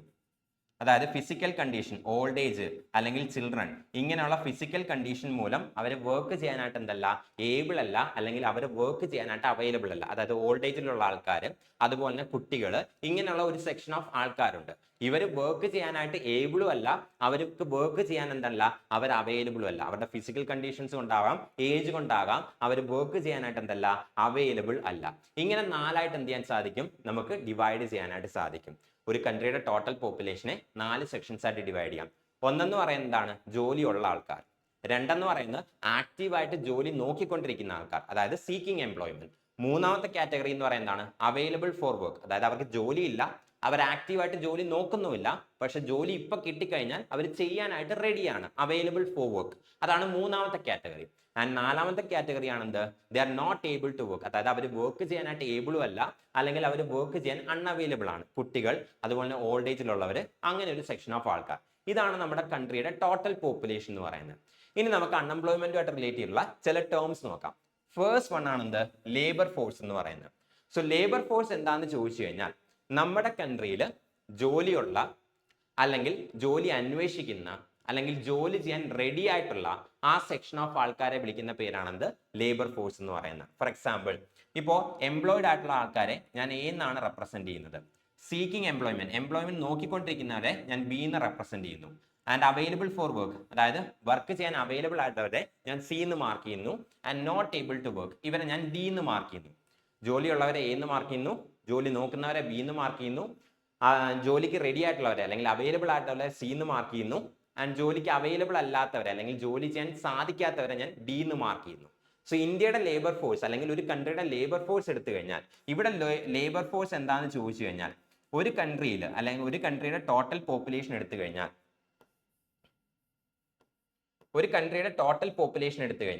ഇവിടെ ഒന്നെങ്കിൽ ജോലിയുള്ളവർ, അല്ലെങ്കിൽ ജോലി നോക്കിക്കൊണ്ടിരിക്കുന്നവർ, അല്ലെങ്കിൽ ജോലി ചെയ്യാൻ അവൈലബിൾ ആയിട്ടുള്ളവർ, ആ ഒരു ഗ്രൂപ്പ് ഓഫ് ആൾക്കാരെ വിളിക്കുന്ന പേരാണെന്ത്, ലേബർ ഫോഴ്സ് എന്ന് പറയുന്നത്. സോ ലേബർ ഫോഴ്സ് എന്താണെന്ന് വെച്ച് കഴിഞ്ഞാൽ, ഒരു കൺട്രിയുടെ ടോട്ടൽ പോപ്പുലേഷനിൽ എംപ്ലോയിഡ് ആയിട്ടുള്ളവർ, ജോലിയുള്ളവർ, ആക്റ്റീവായിട്ട് ജോലി നോക്കുന്നവർ, അതുപോലെ തന്നെ ജോലി ചെയ്യാൻ റെഡി ആയിട്ടുള്ളവർ അല്ലെങ്കിൽ അവൈലബിൾ ആയിട്ടുള്ളവർ, ഈ ഒരു സെക്ഷനെ വിളിക്കുന്ന പേരാണെന്ത്, ലേബർ ഫോഴ്സ് എന്ന് പറയുന്നത്. സോ എന്താണ് ലേബർ ഫോഴ്സ് എന്ന് വെച്ച് കഴിഞ്ഞാൽ, ഒരു കൺട്രിയുടെ ടോട്ടൽ പോപ്പുലേഷനിൽ ജോലിയുള്ളത്, അല്ലെങ്കിൽ ജോലി നോക്കിക്കൊണ്ടിരിക്കുന്നവർ, അല്ലെങ്കിൽ ജോലി ചെയ്യാൻ അവൈലബിൾ ആയിട്ടുള്ളവർ, ഇത്രയും പേരെ ചേർത്ത് വിളിക്കുന്ന പേരാണെന്ത്, ലേബർ ഫോഴ്സ് എന്ന് പറയുന്നത്.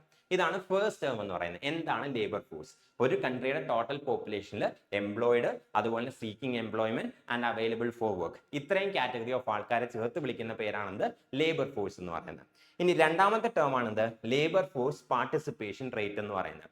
എന്താണ് ഈ ലേബർ ഫോഴ്സ് പാർട്ടിസിപ്പേഷൻ റേറ്റ്? ഈ labour force participation rate, so labour force participation rate എന്താണെന്ന് ചോദിച്ചു കഴിഞ്ഞാൽ, labour force divided by total population. ഇതാണെന്ത്, ലേബർ ഫോഴ്സ് പാർട്ടിസിപ്പേഷൻ റേറ്റ് എന്ന് പറയുന്നത്. ഒരു കൺട്രിയുടെ ലേബർ ഫോഴ്സ് ഡിവൈഡഡ് ബൈ ആ കൺട്രിയുടെ ടോട്ടൽ പോപ്പുലേഷൻ, അതിനെ വിളിക്കുന്ന പേരാണെന്ത്, ലേബർ ഫോഴ്സ് പാർട്ടിസിപ്പേഷൻ റേറ്റ്. അതായത് ഇവിടുത്തെ ഫിഗർ വെച്ചിട്ട് പറയുകയാണെങ്കിൽ, ഇവിടെ ലേബർ ഫോഴ്സ് എന്ന് പറയുന്നത് എന്താണ്, A plus B plus C ആണ്. ആൻഡ് ഇവിടുത്തെ ടോട്ടൽ പോപ്പുലേഷൻ എന്താണ്, A plus B plus C plus D. ഇതിനെ വിളിക്കുന്ന പേരാണ് ലേബർ ഫോഴ്സ് പാർട്ടിസിപ്പേഷൻ റേറ്റ്. ഒരു കൺട്രിയുടെ ലേബർ ഫോഴ്സ് എന്ന് പറയുമ്പോൾ A plus B plus C divided by total population. Total population എന്ന് പറയുമ്പോൾ ഈ A plus B plus C plus D. ഇതാണെന്ത്, ലേബർ ഫോഴ്സ് പാർട്ടിസിപ്പേഷൻ റേറ്റ് എന്ന് പറയുന്നത്. Next is unemployment rate. So എന്താണ് അൺഎംപ്ലോയ്മെന്റ് റേറ്റ് കൊണ്ട് മീൻ ചെയ്യുന്നത്? സോ അൺഎംപ്ലോയ്മെന്റ് റേറ്റ് എന്ന് പറയുന്നത് ലേബർ ഫോഴ്സിൽ അൺഎംപ്ലോയിഡ് ആയിട്ടുള്ളവരെ വിളിക്കുന്ന പേരാണെന്ത്, അൺഎംപ്ലോയ്മെന്റ് റേറ്റ് എന്ന് പറയുന്നത്. So ratio of people who are unemployed out of the labour force. So labour ഫോഴ്സിനകത്ത് എത്ര പേര് അൺഎംപ്ലോയിഡ് ആണ്, ആ ഒരു റേഷ്യോനെ വിളിക്കുന്ന പേരാണെന്ത്, അൺഎംപ്ലോയ്മെന്റ് റേറ്റ് എന്ന് പറയുന്നത്. ഫോർ എക്സാമ്പിൾ, ഇപ്പോൾ അൺഎംപ്ലോയ്മെന്റ് റേറ്റ്, നേരത്തെ ഫിഗർ ഓർമ്മയുണ്ടല്ലോ. സോ അൺഎംപ്ലോയ്മെന്റ് റേറ്റ് എന്താണെന്ന് ചോദിച്ചു കഴിഞ്ഞാൽ,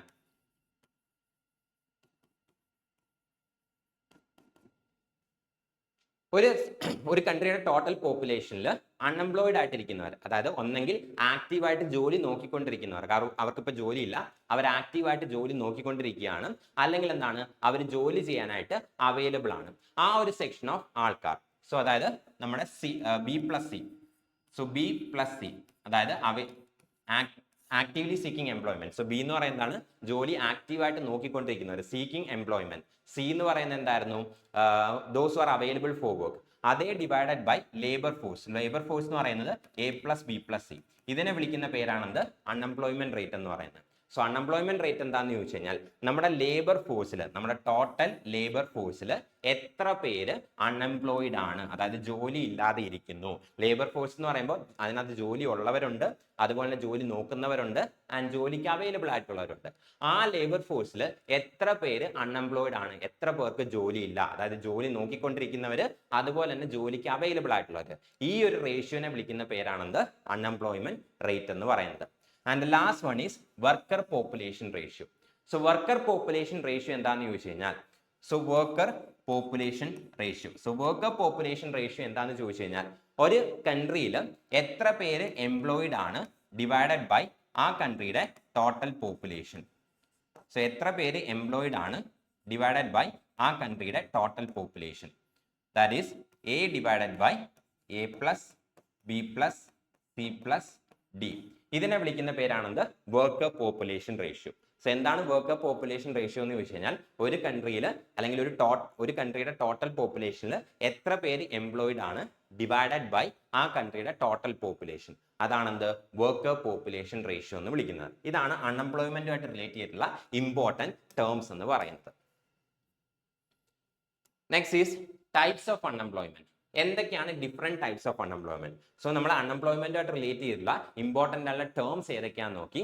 ഇനി നമ്മൾ നോക്കാൻ പോകുന്ന ഡിഫറെന്റ് ടൈപ്സ് ഓഫ് അൺഎംപ്ലോയ്മെന്റ്. ഏതൊക്കെയാണ് ഡിഫറെന്റ് ടൈപ്സ് ഓഫ് അൺഎംപ്ലോയ്മെന്റ് എന്നുള്ളതാണ് നോക്കാൻ പോകുന്നത്. ഫസ്റ്റ് വൺ ആണെന്ത്? ക്രോണിക് അൺഎംപ്ലോയ്മെന്റ് എന്ന് പറയുന്നത്. അതായത് ഒരുപാട് നാളായിട്ട് തൊഴിലില്ലായ്മ ഒരു കൺട്രിയിൽ എക്സിസ്റ്റ് ചെയ്യുകയാണെങ്കിൽ അതിനെ വിളിക്കുന്ന പേരാണ് chronic unemployment. So longer period of time ആയിട്ട് എന്ത് ചെയ്യുന്നുണ്ട്, ഒരു കൺട്രിയിൽ അൺഎംപ്ലോയ്മെന്റ്, തൊഴിലില്ലായ്മ എക്സിസ്റ്റ് ചെയ്യുന്നുണ്ടെങ്കിൽ അതിനെ വിളിക്കുന്ന പേരാണെന്ത്? Chronic unemployment. നെക്സ്റ്റ് രണ്ടാമത്തെ ആണെന്ത്? Cyclical unemployment. സൈക്ലിക്കൽ അൺഎംപ്ലോയ്മെന്റ് എന്താണെന്ന് ചോദിച്ചു കഴിഞ്ഞാൽ, ബിസിനസ് സൈക്കിളിനനുസരിച്ച് അൺഎംപ്ലോയ്മെന്റ് വരികയാണെങ്കിൽ അതിനെ വിളിക്കുന്ന പേരാണ് സൈക്ലിക്കൽ അൺഎംപ്ലോയ്മെന്റ്. അതായത് റിസഷൻ വരുമ്പോൾ ജോലി നഷ്ടപ്പെടുന്നു, അൺഎംപ്ലോയ്മെന്റ് കൂടുന്നു. എന്നാൽ ബിസിനസ് ഗ്രോത്ത് വരുമ്പോൾ അല്ലെങ്കിൽ ബൂം വരുമ്പോൾ, എക്കണോമിക് ഗ്രോത്ത് വരുമ്പോൾ എന്ത് ചെയ്യുന്നു? അൺഎംപ്ലോയ്മെന്റ് കുറയുന്നു. അതായത് റിസഷൻ ടൈമിൽ അൺഎംപ്ലോയ്മെന്റ് കൂടുന്നു, എക്കണോമിക് ഗ്രോത്ത് വരുമ്പോൾ അൺഎംപ്ലോയ്മെന്റ് കുറയുന്നു. ഈ ടൈപ്പ് ഓഫ് അൺഎംപ്ലോയ്മെന്റ് വിളിക്കുന്ന പേരാണ് സൈക്ലിക്കൽ അൺഎംപ്ലോയ്മെന്റ്. അതായത് ബിസിനസ് സൈക്കിളിനനുസരിച്ച് എന്ത് ചെയ്യുന്നു? അൺഎംപ്ലോയ്മെന്റ് ചേഞ്ച് ചെയ്യുന്നു. റിസഷൻ വരുമ്പോൾ അൺഎംപ്ലോയ്മെന്റ് ഇൻക്രീസ് ചെയ്യുന്നു, എക്കണോമിക് ഗ്രോത്ത് വരുമ്പോൾ അൺഎംപ്ലോയ്മെന്റ് ഡിക്രീസ് ചെയ്യുന്നു. ഈ ടൈപ്പ് ഓഫ് അൺഎംപ്ലോയ്മെന്റ് വിളിക്കുന്ന പേരാണ് സൈക്ലിക്കൽ അൺഎംപ്ലോയ്മെന്റ്. തേർഡ് വൺ ആണെന്ത്? Seasonal unemployment. So seasonal unemployment എന്താണെന്ന് ചോദിച്ചു കഴിഞ്ഞാൽ, ഒരു വർഷത്തിലെ സീസൺസ് അനുസരിച്ച് എന്ത് ചെയ്യുന്നു, അല്ലെങ്കിൽ ഒരു വർഷത്തിൽ സീസണൽ ആയിട്ട് വരുന്ന അൺഎംപ്ലോയ്മെന്റിനെയാണ് എന്ത് ചെയ്യുന്നത്? സീസണൽ അൺഎംപ്ലോയ്മെന്റ് എന്ന് വിളിക്കുന്നത്. അതായത് ഒരു വർഷത്തിലെ ഒരു പെർട്ടിക്കുലർ ടൈം പീരീഡിൽ മാത്രമാണ് എന്ത് ചെയ്യുന്നത്? അൺഎംപ്ലോയ്മെന്റ് വരുന്നത് എന്നുണ്ടെങ്കിൽ അതിനെയാണ് സീസണൽ അൺഎംപ്ലോയ്മെന്റ് എന്ന് പറയുന്നത്. ഫോർ എക്സാമ്പിൾ അഗ്രികൾച്ചറിന്റെ കേസ് എടുക്കുക. അഗ്രികൾച്ചറിന്റെ കേസ് എടുത്തു കഴിഞ്ഞാൽ സമ്മർ സീസണിൽ അഗ്രികൾച്ചറിൽ എന്തില്ല, പ്രത്യേകിച്ച് ജോലികളൊന്നുമില്ല. മൺസൂൺ സീസൺ ആകുമ്പോഴാണ് അഗ്രികൾച്ചർ സ്റ്റാർട്ട് ആകുന്നത്. എന്നിട്ട് എന്ത് ചെയ്യുന്നുണ്ട്? വിളവെടുപ്പ് കഴിയുന്നതോടുകൂടി അഗ്രികൾച്ചർ റിലേറ്റഡ് ആക്ടിവിറ്റീസ് അവസാനിക്കുന്നു. അതിനുശേഷം ഒരു സമ്മർ സീസൺ ഒക്കെ എടുത്തു കഴിഞ്ഞാൽ, വേനൽക്കാലം ആയി കഴിഞ്ഞാൽ വലിയ രീതിയിൽ അഗ്രികൾച്ചർ റിലേറ്റഡ് ആയിട്ടുള്ള ആക്ടിവിറ്റീസ് കാണില്ല. അതുകൊണ്ട് തന്നെ അഗ്രികൾച്ചറുമായിട്ട് ഡിപ്പെൻഡ് ചെയ്തിരിക്കുന്നവർക്ക് എന്ത് കാണില്ല? ആ ഒരു ടൈമിൽ ജോലി കാണില്ല, അവർ അൺഎംപ്ലോയിഡ് ആയിരിക്കും. ഇതിനെ വിളിക്കുന്ന പേരാണ് സീസണൽ അൺഎംപ്ലോയ്മെന്റ്. അതുപോലെ തന്നെ ടൂറിസം സെക്ടർ എടുക്കുക. ടൂറിസം സെക്ടർ എടുത്തു കഴിഞ്ഞാൽ സീസൺ ടൈം ആണെങ്കിൽ ഈ ടൂറിസം ഇൻഡസ്ട്രി ആയിട്ട് റിലേറ്റ് ചെയ്തിരിക്കുന്നവർക്ക്, അതായത് കോട്ടേജസ് നടത്തുന്നവർ അല്ലെങ്കിൽ റിസോർട്ട് നടത്തുന്നവർ, അതുപോലെ തന്നെ ടൂറിസ്റ്റ് ഗൈഡുകൾ, ഇവർക്കൊക്കെ ടൂറിസ്റ്റുകളുടെ സീസൺ ആകുമ്പോഴാണ് എന്ത് ചെയ്യുന്നത്? ജോലി ലഭിക്കുന്നത്. എന്നാൽ ഓഫ് സീസൺ ടൈമിൽ എന്തില്ല? ഈ ഗൈഡുകൾക്കും ജോലിയില്ല, റിസോർട്ടിലെ വർക്കേഴ്സിനും ജോലിയില്ല. അതായത് ഓഫ് സീസൺ ടൈമിൽ എന്ത് ചെയ്യുന്നു? അവർക്ക് ജോലി നഷ്ടപ്പെടുന്നു, അവർ അൺഎംപ്ലോയിഡ് ആകുന്നു. ഇതിനെ വിളിക്കുന്ന പേരാണെന്ത്? Seasonal unemployment. Next is disguised unemployment. Disguised unemployment എന്താണെന്ന് ചോദിച്ചു കഴിഞ്ഞാൽ, ഒരു ജോലി ചെയ്യാൻ എത്ര പേരാണോ ആവശ്യം അതിൽ കൂടുതൽ ആൾക്കാർ ഒരു ജോലിയിൽ ഇൻവോൾവ് ആണെങ്കിൽ അതിനെ വിളിക്കുന്ന പേരാണ് ഡിസ്ഗൈസ്ഡ് അൺഎംപ്ലോയ്മെന്റ്. അഗ്രികൾച്ചർ സെക്ടറിലാണ് നമുക്ക് ഈ ഡിസ്ഗൈസ്ഡ് അൺഎംപ്ലോയ്മെന്റ് കൂടുതലായിട്ട് കാണാൻ സാധിക്കുന്നത്. അഗ്രികൾച്ചർ സെക്ടറിലാണ് നമുക്ക് ഈ ഡിസ്ഗൈസ്ഡ് അൺഎംപ്ലോയ്മെന്റ് എന്ത് ചെയ്യാൻ സാധിക്കുന്നത്? കൂടുതലായിട്ട് കാണാൻ സാധിക്കുന്നത്. ഫോർ എക്സാമ്പിൾ ഒരു ഫാമിലി ഉണ്ടെന്ന് വിചാരിക്കാം. ഈ ഒരു ഫാമിലിക്ക് 1 ഏക്കർ ലാൻഡ് ഉണ്ട്. ഒരു ഫാമിലി ഉണ്ട്, ഈ ഒരു ഫാമിലിക്ക് 1 ഏക്കർ സ്ഥലമുണ്ട്. ഈ ഫാമിലിയിൽ ടോട്ടൽ 10 മെമ്പേഴ്സ് ആണുള്ളത്. ഒരു ഫാമിലിയിൽ ടോട്ടൽ 10 മെമ്പേഴ്സ് ഉണ്ട്. ആ ഫാമിലിക്ക് 1 ഏക്കർ സ്ഥലമുണ്ട്. ഈ 1 ഏക്കർ പ്ലോട്ടിൽ അഗ്രികൾച്ചർ നടത്തിയിട്ടാണ് എന്ത് ചെയ്യുന്നത്? ആ ഒരു ഫാമിലി ജീവിച്ചു പോകുന്നത്. ഈ ഒരേക്കർ സ്ഥലത്ത് അഗ്രികൾച്ചറുമായിട്ട് റിലേറ്റ് ചെയ്തിട്ടുള്ള എല്ലാ ആക്ടിവിറ്റീസും, വിത്ത് വിതയ്ക്കുന്നത് മുതൽ വിളവെടുക്കുന്നത് വരെയുള്ള എല്ലാ ആക്ടിവിറ്റീസും കറക്റ്റ് ആയിട്ട് ചെയ്യാൻ അല്ലെങ്കിൽ കംപ്ലീറ്റ് ആയിട്ട് ചെയ്യാൻ 5 ആൾക്കാരുടെ മാത്രം ആവശ്യമേ ഉള്ളൂ. എന്നാൽ ഇത് ഇവരുടെ ഫാമിലി ലാൻഡ് ആയതുകൊണ്ട് തന്നെ ഈ 10 പേരും എന്ത് ചെയ്യുന്നുണ്ട്, ഇവിടെ വർക്ക് ചെയ്യുന്നുണ്ട്. ഈ ഒരേക്കറിലെ ജോലി തീർക്കാനായിട്ട് 5 പേരുടെ ആവശ്യമേ ഉള്ളൂ. പക്ഷെ ഫാമിലി ലാൻഡ് ആയതുകൊണ്ടും ഇവർക്ക് വേറെ ജോലി ഇല്ലാത്തതുകൊണ്ടും ഈ 10 പേരും എന്ത് ചെയ്യുന്നുണ്ട്, ഈ ഒരു ഫീൽഡിൽ വർക്ക് ചെയ്യുന്നുണ്ട്. അതായത് ബാക്കി വരുന്ന ഈ ടോട്ടൽ 10 പേരിൽ 5 പേര് വർക്ക് ചെയ്താൽ മാത്രം മതി ഈ ഒരു ലാൻഡിലെ ഫുൾ ജോലിയും തീർക്കാനായിട്ട് സാധിക്കും. എന്നാൽ അഡീഷണൽ ആയിട്ട് 5 പേര് വർക്ക് ചെയ്യുന്നുണ്ടെന്നില്ല, പ്രത്യേകിച്ച് ബെനിഫിറ്റ്സ് ഒന്നുമില്ല. അതായത് ഒരു ജോലി തീർക്കാൻ എത്ര പേരാണോ ആവശ്യമായിട്ടുള്ളത് അതിൽ കൂടുതൽ ആൾക്കാർ എന്ത് ചെയ്യുന്നു, ഇവിടെ എംപ്ലോയിഡ് ആയിട്ടിരിക്കുന്നു, which is called as disguised unemployment. അടുത്തതാണെന്ത്, സ്ട്രക്ചറൽ അൺഎംപ്ലോയ്മെന്റ്. സ്ട്രക്ചറൽ അൺഎംപ്ലോയ്മെന്റ് എന്താണെന്ന് ചോദിച്ചു കഴിഞ്ഞാൽ, മാർക്കറ്റിൽ ജോബ് ഓപ്പർച്യൂണിറ്റീസ് അവൈലബിൾ ആണ്, പക്ഷെ ആ ജോബ് ലഭിക്കണമെങ്കിൽ കുറച്ച് സ്കിൽ സെറ്റ് വേണം. എന്നാൽ ഈ സ്കിൽ സെറ്റ് എന്തില്ല, ജനങ്ങൾക്കില്ല. അങ്ങനെയാണെങ്കിൽ അവർ അൺഎംപ്ലോയിഡ് ആയിട്ട് തന്നെ ഇരിക്കും. ഫോർ എക്സാമ്പിൾ, IT സെക്ടറിൽ കുറെ ഓപ്പണിങ്സ് വന്നെന്ന് വിചാരിക്കുക. IT ഫീൽഡിൽ കുറെ ഓപ്പണിങ്സ് വന്നു. എന്നാൽ തൊഴിലില്ലാതെ ഇരിക്കുന്നവർക്ക്, അൺഎംപ്ലോയിഡ് ആയിട്ട് ഇരിക്കുന്നവർക്ക് എന്തില്ല, കോഡിംഗ് സ്കിൽസ് ഇല്ല. സോ അവർക്ക് എന്ത് ചെയ്യാൻ പറ്റില്ല, ഈ ഒരു ജോലി ചെയ്യാനായിട്ട് സാധിക്കില്ല. സോ മാർക്കറ്റിൽ ജോബ് ഓപ്പർച്യൂണിറ്റീസ് ഉണ്ട്, പക്ഷേ ജനങ്ങൾക്ക് എന്തില്ല, അതിന് വേണ്ടിയിട്ടുള്ള സ്കിൽസ് ഇല്ല. സോ അവർ എന്തായിട്ടിരിക്കുന്നു, അൺഎംപ്ലോയിഡ് ആയിട്ടിരിക്കുന്നു. ഇതിനെ വിളിക്കുന്ന പേരാണെന്ത്, structural unemployment. Next is technological unemployment. Technological unemployment എന്ന് പറയുമ്പോൾ ടെക്നോളജി അഡ്വാൻസ് ചെയ്യുമ്പോൾ ചിലർക്ക് ജോലി നഷ്ടപ്പെടുകയാണെങ്കിൽ അതിനെയാണ് ടെക്നോളജിക്കൽ അൺഎംപ്ലോയ്മെന്റ് എന്ന് പറയുന്നത്. ഫോർ എക്സാമ്പിൾ, ഒരു ഫാക്ടറിയിൽ സാധനങ്ങൾ ചുമക്കാനായിട്ട് കുറെ പേര് ജോലിക്ക് നിൽക്കുന്നു. ആ ഒരു ഫാക്ടറിയിൽ ഒരു റോബോട്ടിനെ, ആ ഒരു ഫാക്ടറി ഓണർ ഒരു റോബോട്ടിനെ പെർച്ചേസ് ചെയ്യുന്നു. എന്തിനു വേണ്ടിയിട്ട്, ഈ സാധനങ്ങൾ പാക്കേജ് ചെയ്യുന്നതിന് വേണ്ടി അല്ലെങ്കിൽ സാധനങ്ങൾ ക്യാരി ചെയ്യുന്നതിന് വേണ്ടിയിട്ട്.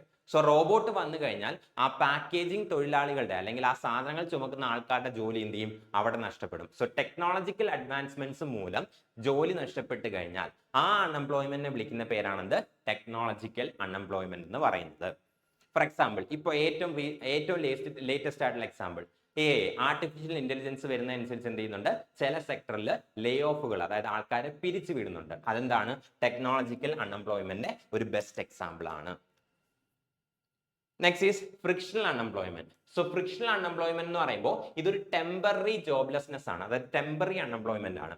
ഒരാൾ ഒരു ജോബിൽ നിന്ന് മറ്റൊരു ജോബിലേക്ക് സ്വിച്ച് ചെയ്യുന്നു. ഒരാൾ ഒരു സ്ഥലത്ത് ജോലി ചെയ്തുകൊണ്ടിരിക്കുകയായിരുന്നു, അവിടുത്തെ ജോലി റിസൈൻ ചെയ്യുന്നു, അവിടുത്തെ ജോലി മടുത്തിട്ട് അവിടുത്തെ ജോലി റിസൈൻ ചെയ്യുന്നു, എന്നിട്ട് പുതിയൊരു ജോലിക്ക് വേണ്ടിയിട്ട് ട്രൈ ചെയ്യുന്നു. സോ ആ പുതിയ ജോലി കിട്ടുന്നത് വരെയുള്ള ആ ഒരു കുഞ്ഞ് ടൈം പീരീഡിൽ അയാൾ എന്താണ്, അൺഎംപ്ലോയിഡ് ആണ്. ഈ അൺഎംപ്ലോയ്മെന്റിനെ വിളിക്കുന്ന പേരാണെന്ത്, ഫ്രിക്ഷണൽ അൺഎംപ്ലോയ്മെന്റ് എന്ന് പറയുന്നത്. Next is under employment. So under employment എന്ന് പറയുമ്പോൾ ഒരു പേഴ്സന്റെ കപ്പാസിറ്റിക്ക് അനുസരിച്ച് എന്ത് ചെയ്യുന്നില്ല, അയാൾ ഒരു വർക്കിനകത്ത് കോൺട്രിബ്യൂട്ട് ചെയ്യുന്നില്ല. അങ്ങനെയാണെങ്കിൽ അതിനെ വിളിക്കുന്ന പേരാണെന്ത്, അണ്ടർ എംപ്ലോയ്മെന്റ് എന്ന് പറയുന്നത്.